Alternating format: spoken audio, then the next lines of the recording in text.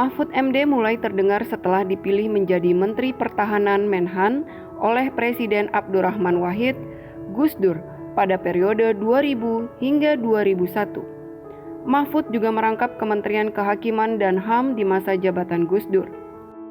Setelah tidak di eksekutif, Mahfud terjun ke legislatif, awalnya bergabung ke Partai PAN, partai yang didirikan Amin Rais.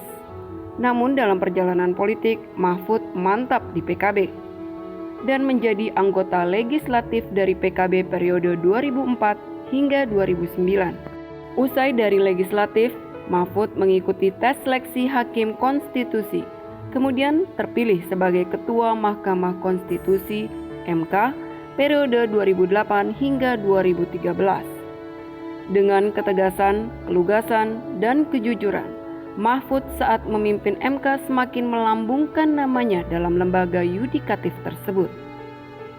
Mahfud menjadi salah satu pakar hukum tata negara yang menjabat 3 lembaga negara secara beruntun: eksekutif, legislatif, dan yudikatif. Mahfud juga aktif di berbagai organisasi kemasyarakatan dan profesi. Beliau pernah didaulat menjadi Ketua Presidium Korps Alumni Himpunan Mahasiswa Islam (KAHMI).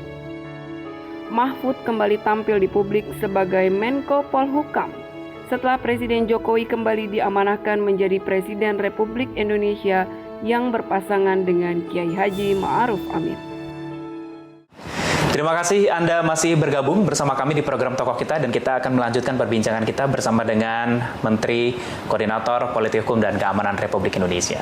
Terkait dengan silaturahmi melalui media sosial ini sekarang akhirnya difungsikan seperti keluarga-keluarga saat ini juga sudah membentuk WhatsApp group, kemudian ada buka bersama virtual gitu ya Pak ya, berkoordinasi dengan keluarga melalui virtual begitu. Pak Menteri, tapi kalau kita berbicara mengenai keamanan COVID begitu ya Pak ya, ada beberapa masjid ini meskipun di daerah zona hijau ada yang masih melakukan sholat berjamaah tapi dengan jaraknya 1 meter Pak. Kalau dari segi keamanan sendiri bagaimana itu Pak?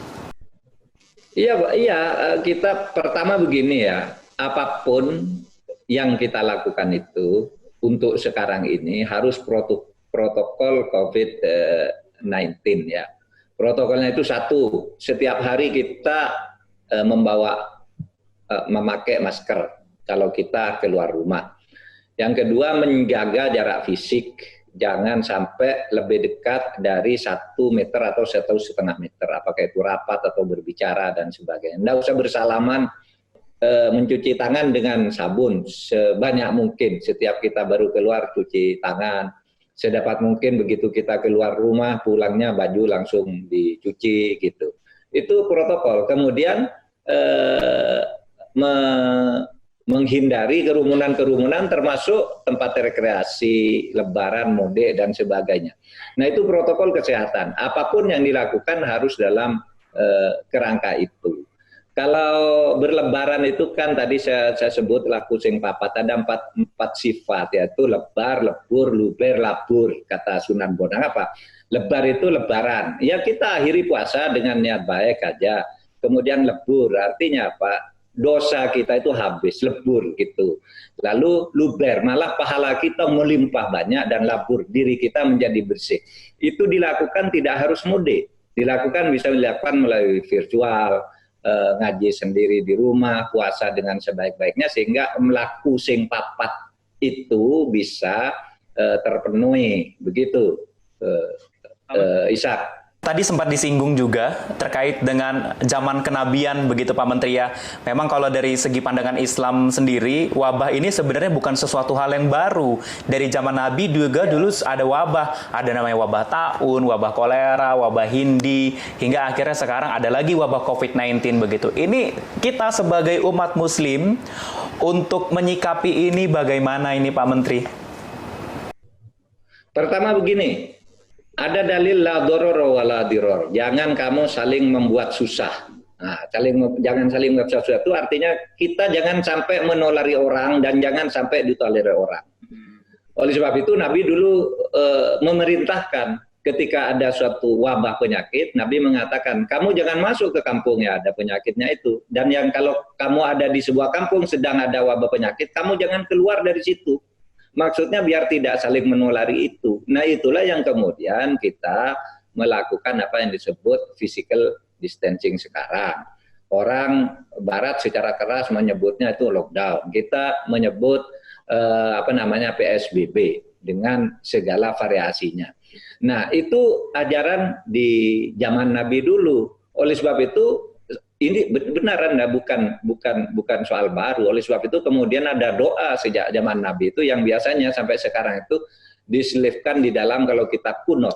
Nah, kunut itu biasanya kalau hari biasa kunut itu tidak ada tambahan tentang penyakit. Kalau muncul begini, saya pun kalau kunut menambah Allahumma kshif anna minal bala wal waba wa ta'un. Ta'un itu wabah, itu wabah. Ta'un itu jenis penyakit zaman Nabi dulu, wal amrod, dan berbagai jenis penyakit. Sekarang ditambah wal corona gitu.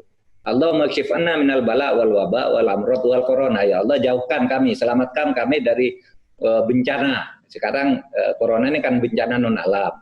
Minal bala wal waba, dan wabah, wa ta'un, dan penyakit taun pada waktu itu khas zaman Nabi, dan sekarang ditambah wal corona, dan corona tidak apa-apa, itu di bahasa Arabkan saja gitu. Nah, itu ajaran di dalam Islam, di dalam sejarah Islam itu terus berkembang. Doa-doa seperti itu, kalau kita misalnya naik haji itu kan ada doa habis sholat Jumat yang menyebut berbagai doa-doa yang ditambahkan di dalam kunut itu. Gitu. Sholat Jumat pun begitu di sana, sholat subuh apalagi gitu. Nah, itulah sebabnya mari kita laksanakan ini dengan cara-cara yang sudah tersedia. Cara kita beribadah itu agama sudah menyediakan berbagai jalannya. Ada yang sifatnya ritualistik, ada yang sifatnya kita kreatif saja, berdoa sendiri, menahan di rumah sendiri dan sebagainya. Nah itu Ishak. Ya, baik. Pak Menteri, COVID-19 ini kan juga sudah memiliki dampak yang begitu luar biasa, tidak hanya perekonomian, tapi juga mengakibatkan kehilangan nyawa ataupun banyaknya meninggal dunia di belahan dunia, termasuk Indonesia ya Pak ya. Sampai saat ini juga masih bertambah terus begitu yang kasus meninggal dunia. Tapi sebagian di luar sana ada sebagian orang yang masih belum aware ataupun belum begitu menganggap virus ini tidak begitu berbahaya bagi mereka. Ada yang ingin disampaikan Pak? Silakan Pak. Iya, saya berharap agar masyarakat mengikuti ketentuan-ketentuan untuk keselamatan bersama sebagai bangsa dan seluruh rakyat itu yang telah dibuat oleh pemerintah gitu. Yaitu protokol yang dituangkan di dalam peraturan Menteri Kesehatan nomor 9. Itu tidak usah diperdebatkan. Tetapi kalau Anda melakukan itu sendirian di sebuah desa terpencil mungkin tidak apa-apa. Tapi kalau di tempat keramaian di mana Anda berdekatan dengan orang, misalnya harus naik mobil bersama, harus ke pasar bersama, itu sekarang diatur untuk physical distancing. Tidak boleh mode dan sebagainya. Nah, sekarang tidak boleh berkumpul untuk kegiatan-kegiatan ibadah dan sebagainya. Itu semua sudah dikonsultasikan dengan lembaga-lembaga keagamaan. Baik dengan Majelis Ulama, dengan NU, Muhammadiyah, dan ormas-ormas Islam lain, yang kesimpulannya jumhur ulama itu mengatakan harus diadakan semacam physical distancing, tidak perlu ke masjid untuk tarawih. Itu kan sudah diatur begitu, lalu itu dituangkan di dalam kebijakan pemerintah. Nah, kalau sudah dituangkan di dalam kebijakan pemerintah, dan pemerintah ingin menegakkan aturan, maka rakyat itu harus tunduk kepada apa yang diputuskan oleh pemerintah demi keputusan bersama. Dalilnya adalah atiullah wa atiur rasul wa ulil amri minkum. Taatilah Allah, taatilah Rasulnya, dan orang-orang yang mempunyai kekuasaan yang sedang memerintah di antara kamu. Itu harus ditaati. Nah, itu dari hukum agama ya, dari hukum agama. Nah, dari hukum umum begini, orang mudik, orang tarawih bersama, orang buka bersama, itu tidak dilarang oleh hukum dalam keadaan normal. Itu adalah hak asasi, hak konstitusional yang dilindungi oleh konstitusi kita. Nah, tetapi ketika ada sesuatu bencana seperti sekarang, lalu pemerintah melarang itu, maka itu harus ditaati. Dan orang yang melawan tugas pemerintah, itu bisa dijatuhi hukuman pidana.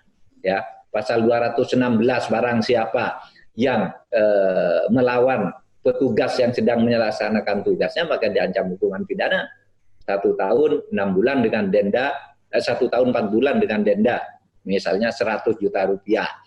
Nah, itu bisa dipaksakan begitu, tetapi kita kan tidak represif begitu. Kita lebih menggunakan pendekatan yang lebih manusiawi, yang lebih agamawi. Artinya diserukan melalui para ulama-ulama kita. Tetapi dalam keadaan tertentu, polisi bisa melakukan tindakan pemaksaan demi keselamatan bersama. Dalilnya itu salus populi suprema lex, ya. Keselamatan rakyat itu hukum yang paling tinggi, lebih tinggi dari konstitusi gitu. Kalau dalam agama itu tasarruful imam ala ra'iyah manutun bil maslahah. Kalau kebijakan pemimpin terhadap rakyatnya itu harus mengutamakan kemaslahatan, keselamatan mereka. Nah, ini dalil-dalilnya yang harus difahami karena pemerintah yang dipilih secara sah oleh rakyatnya sedang melakukan kebijakan seperti itu, maka kebijakan seperti itu harus ditaati dan pemerintah juga konsisten untuk menegakkannya.